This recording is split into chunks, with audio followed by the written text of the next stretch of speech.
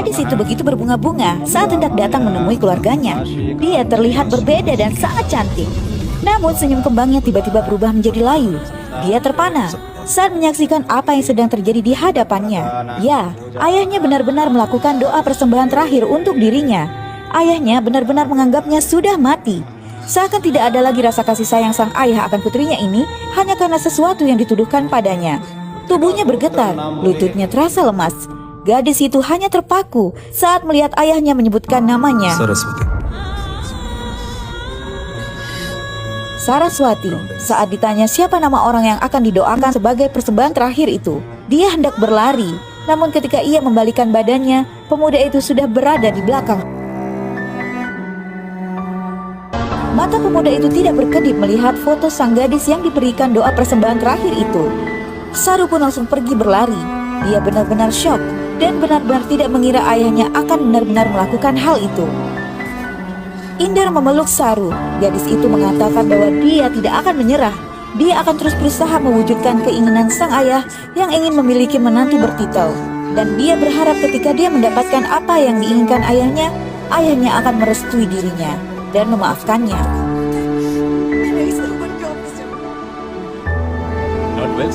Gadis itu kini benar-benar berubah. Gadis yang dulu culun kini berubah drastis menjadi seorang gadis yang luar biasa cantik. Berkat pemuda itu yang memang tulus mencintainya, dia membantunya merubah penampilannya. Namun gadis tersebut menyukai atasannya, Abhimanyu. Dan dengan perubahan dirinya tersebut, Abhimanyu yang dulu tidak begitu memperhatikannya, kini terkesan mengejar gadis itu.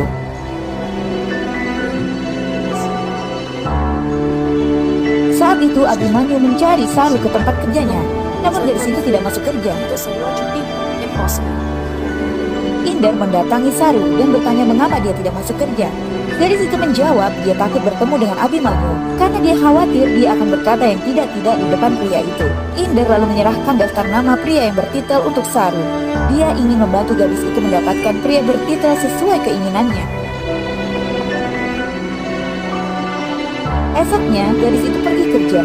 Dan benar saja, Abhimanyu sudah menunggunya. Pria itu merasa bahwa gadis itu melakukan perubahan atas dirinya itu karena dirinya. Pria itu pun mengajaknya berkencan. Dan secara mengejutkan, pria itu mengajaknya menikah. Gadis ini benar-benar tidak mengira dengan apa yang dia dengar. Pria yang selama ini dia sukai, kini benar-benar melamarnya. Gadis itu pun menerimanya dengan hati berbunga-bunga.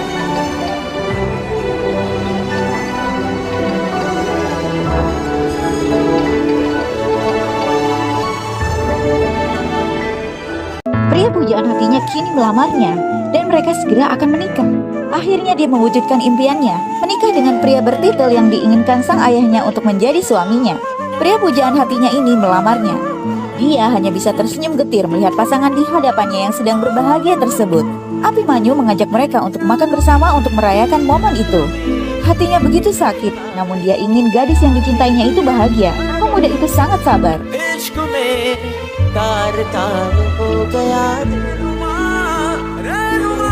Dan dia tidak bisa menolak ketika gadis itu memintanya untuk memilihkan gaun pengantin, bahkan menjadi pendamping pernikahannya nanti. Dia rela melakukan apapun demi kebahagiaan gadis itu.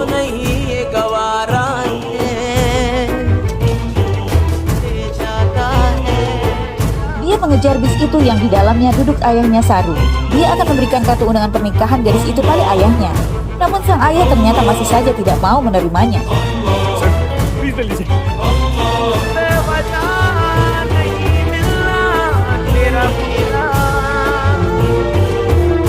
Hari yang ditunggu-tunggu itu pun tiba. Mereka akan menikah dengan sangat sederhana. Pemuda itu tetap dengan setia menemani gadis itu yang sangat dicintainya. Mereka berkumpul di satu ruangan. Semua hadir, seakan sudah tidak sabar lagi untuk menyaksikan pernikahan itu. Dia mulai gelisah. Dia mencoba menghubungi telepon pria tersebut, namun tetap tidak bisa. Ponselnya mati. Teman-teman Abhimanyu mulai kasak-kusuk. Gadis itu memberitahunya bahwa penghulu ingin berbicara dengannya. Indar pun menemuinya.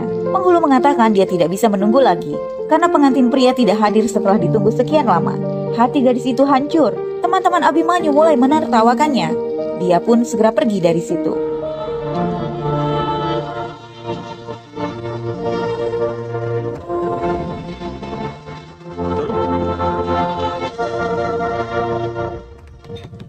Dia mengetuk pintu itu. Pria itu membuka pintu. Dia terpana melihat pria yang berjanji untuk menikahinya di hari itu berdiri di depannya. Dia lalu bertanya kenapa dia tidak datang. Namun pria bernama Abimanyu tersebut lidahnya seperti keluh. Dia terdiam.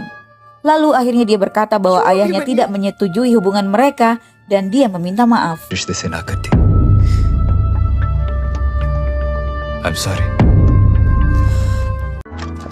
Pemuda itu merasa kesal sekaligus sedih. Dia akhirnya memutuskan untuk pergi dari apartemennya karena dia merasa tidak ada lagi yang ditunggunya. Namun ketika dia sedang berkemas, ibu gadis itu datang menemuinya dan memintanya agar dia mau menyampaikan kartu undangan pernikahan adiknya kepada Saru. Sebenarnya pemuda itu tidak mau karena dia sudah tidak berhubungan lagi dengan Saru. Namun akhirnya dia menyanggupinya. Inder mencari Saru ke tempat kerjanya. Namun temannya berkata bahwa Saru tidak bekerja lagi di sana. Dia pun memutuskan untuk mencari Abimanyu. Namun pria itu mengatakan bahwa dia tidak bisa memberikan undangan itu kepada Saru karena setelah pernikahan mereka itu batal, maka mereka tidak berhubungan lagi. Inder tidak percaya dan dia berkata bahwa dia melihat sendiri pria itu bersama Saru di luar hotel pagi itu. Abimanyu menjawab memang benar. Namun setelah pertemuan itu, mereka tidak pernah bertemu lagi karena mereka memilih jalan masing-masing.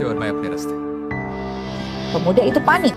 Dia langsung mencari Saru. Dengan menggunakan koneksi yang tersambung dengan GPS ponsel gadis itu, dia akhirnya dapat melacak keberadaannya.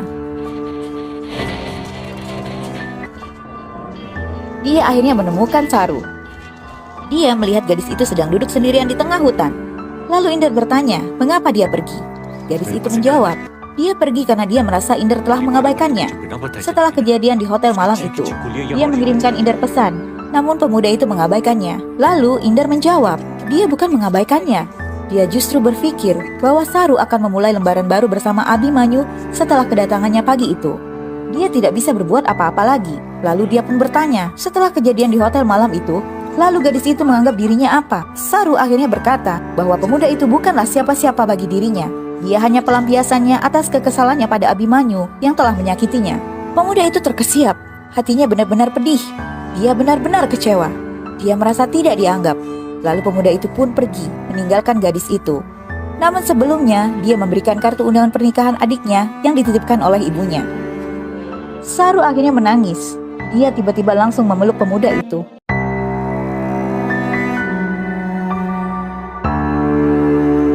Tidak lama pemuda itu merasa pelukan gadis itu merenggang. Saat dia menyadari, tiba-tiba gadis itu sudah tidak sadarkan diri. Pemuda itu pun langsung melarikannya ke rumah sakit. Dia mendatangi pria itu, lalu memukulnya. Pemuda ini terkejut ketika ternyata gadis yang dicintainya itu mengidap tumor otak. Dokter mengatakan bahwa penyakit gadis tersebut sudah parah. Operasi maupun kemoterapi sudah tidak bisa. Hanya dengan obat-obatan cairlah yang bisa diberikan oleh pihak rumah sakit. Dan dia lebih terkejut lagi ketika mengetahui Abimanyu telah tahu penyakit gadis itu. Pria itu mengatakan saat mereka batal menikah, pihak rumah sakit menghubunginya dan memberitahukannya. Maka dari itu dia menemui Saru saat di hotel dan meminta maaf pada gadis itu dan memintanya untuk memberinya kesempatan kedua. Namun Saru menolak dirinya dan gadis itu juga meminta agar dia merahasiakan tentang penyakitnya kepada Inder.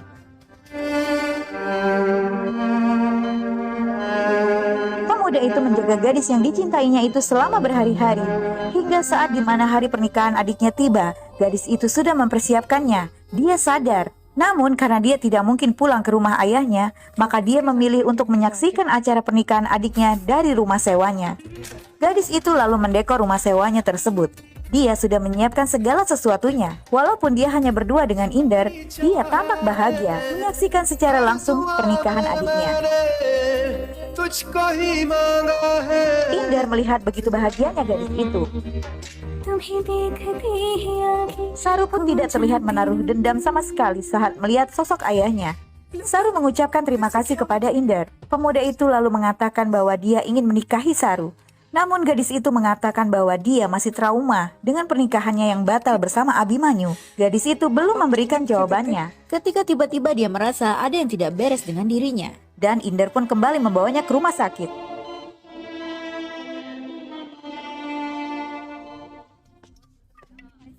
Pemuda itu mabuk saat mendatangi kediaman ayah Saru.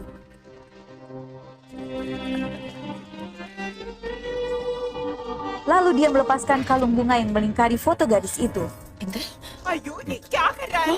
Jairam, Jairam, डॉक्टर बुलाओ। Ayah gadis itu marah dengan kelancangan pemuda itu.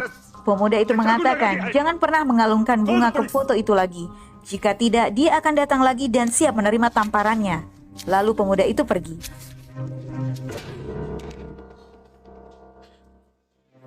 इसकी फोटो पे हाथ लगाना बंद कर दीजिए, नहीं तो फिर थप्पड़ खाने आ जाऊंगा आपके घर।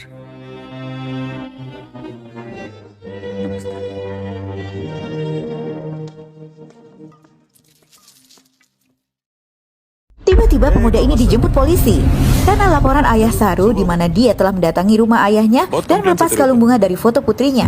Maka dia dibawa polisi tersebut ke kantornya. चलो पुलिस स्टेशन की चाय पिलाता हूँ। Menurut hasil pemeriksaan dokter, gadis ini sudah bisa pulang, namun tetap harus menjaga kesehatannya.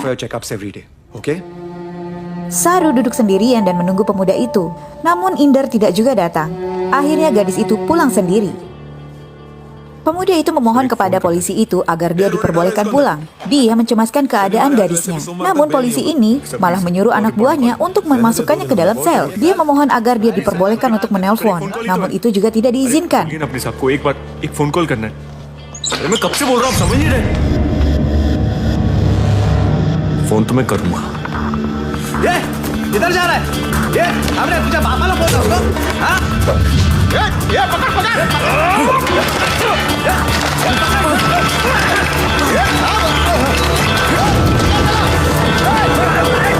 Lalu dia nekat. Tiba-tiba dia berlari keluar dan dikejar para polisi tersebut. Gadis ini menuju perpustakaan, tempat dia bekerja dulu. Lalu tanpa sengaja, dia menemukan buku yang pernah dipinjam oleh Inder.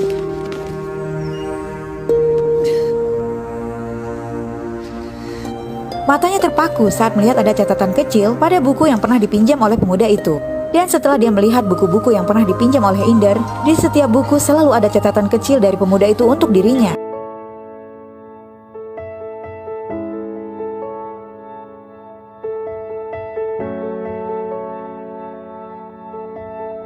कोई जेल से छूट के बाहर आता है तो उसे क्या पढ़ना चाहिए? भालू girl, coffee.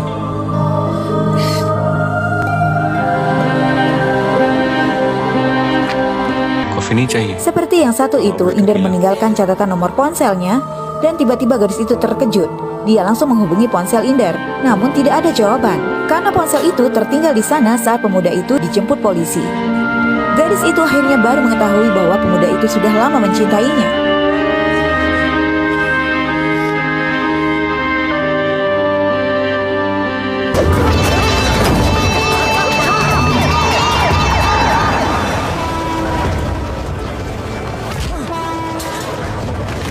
Akhirnya polisi berhasil menangkapnya. Pemuda itu dibuat tidak berkutik, namun kepala polisi tersebut menjadi luluh hatinya melihat kesungguhan pemuda itu. Lalu dia mengizinkan Inder untuk mencari gadisnya. Sorry, I love you.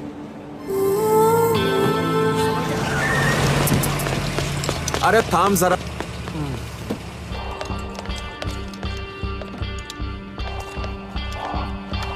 Dia hampir putus asa ketika tiba-tiba dia akhirnya melihat gadisnya sedang duduk menangis dengan tumpukan-tumpukan buku di sana. Sorry, sir, मैं हॉस्पिटल नहीं। Dia meminta maaf karena tidak bisa menjaganya di rumah sakit dan menjelaskan yang terjadi. Gadis ini menangis. Begitu banyak yang ingin dia katakan. Namun akhirnya kata-kata gadis ini membuat hati pemuda ini terharu dan bahagia. Inder.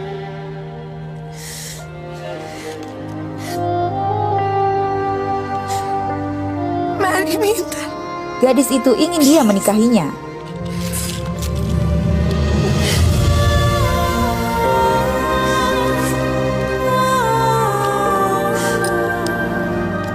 Sungguh tidak disangka, ternyata polisi yang baik hati ini datang dan membuka borgol Inder. Dia melepaskan pemuda itu sebagai hadiah pernikahan mereka. Mereka kini bersama lagi. मेरी तरफ से शादी का तोहफा।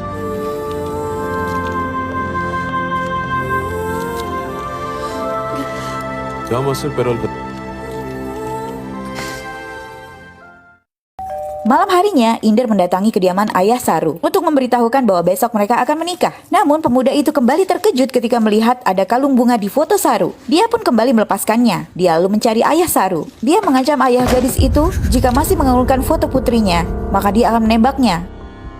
तुम जैसे काम चोर गुंडे को एक माला चढ़ाने से इतना फर्क क्यों Ayahnya पड़ता है? marah, namun dia lebih murka. Dia lalu mengalungkan kalung bunga itu ke lehernya. Ibunya memohon kepada suaminya dan pemuda itu. Lalu dia pun pergi. नहीं पड़ेगी। एक अच्छा आंटी, प्लीज बस अब। Mereka berjalan masuk ke KUA. Polisi itu akan menjadi wali pernikahan. Saraswati जी, आप दोनों 7 वचनों के लिए रेडी हैं?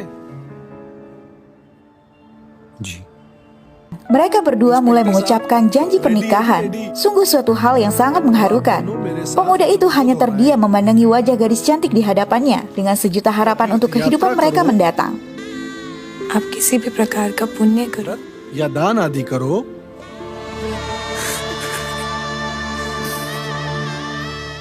तुमसे झूठ नहीं बोल सकता मैं जरूर। Dia memeluk gadis itu yang kini telah menjadi istrinya.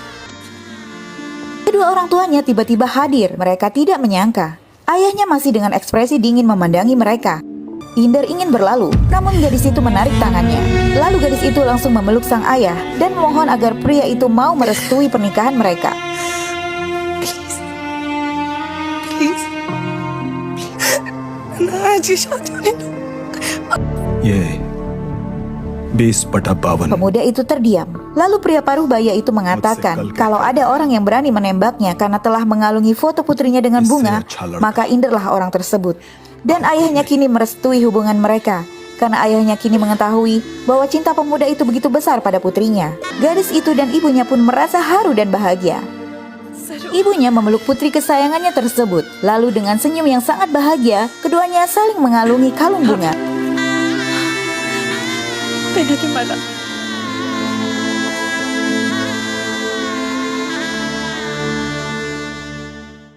Dan mereka akan menandatangani surat pernikahan saat tiba-tiba gadis itu merasakan pandangannya memudar. Tangannya gemetar. Dia merasa tubuhnya lunglai. Namun dia berusaha untuk tetap menorehkan tinta itu di atas kertas. Lalu tiba-tiba tangannya terhenti. Dia lalu menyentuh hidungnya yang berdarah. Lalu kemudian tubuhnya melemah dan akhirnya terjatuh tak sadarkan diri.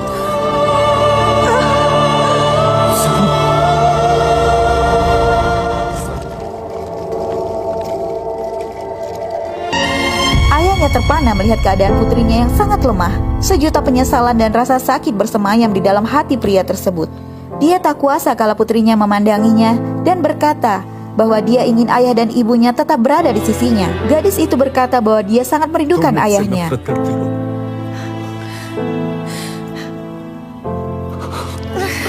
Lalu gadis ini meraih tangan ayahnya. Dokter masuk ke ruangan itu dan mengucapkan selamat atas pernikahan mereka. Lalu dokter itu membisikkan pada ayahnya kalau umur anak gadisnya tidak akan lama lagi. Pria parubaya itu bagai tersambar petir. Dia merasa sangat menyesal. Dia menyesali ritual doa persembahan terakhir yang dia lakukan untuk putrinya karena kemarahannya yang tidak terbendung.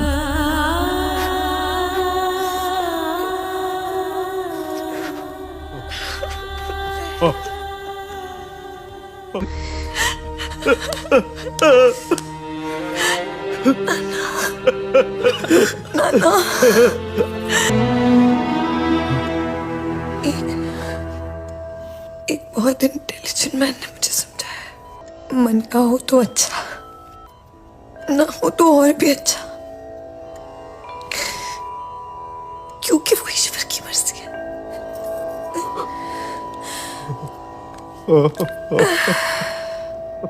Ayah dan anak itu pun menangis. Malam itu, Indah menceritakan kepada gadis yang kini telah menjadi istrinya bahwa pria yang dompetnya ditemukan Saru waktu itu sebenarnya adalah ayah kandungnya.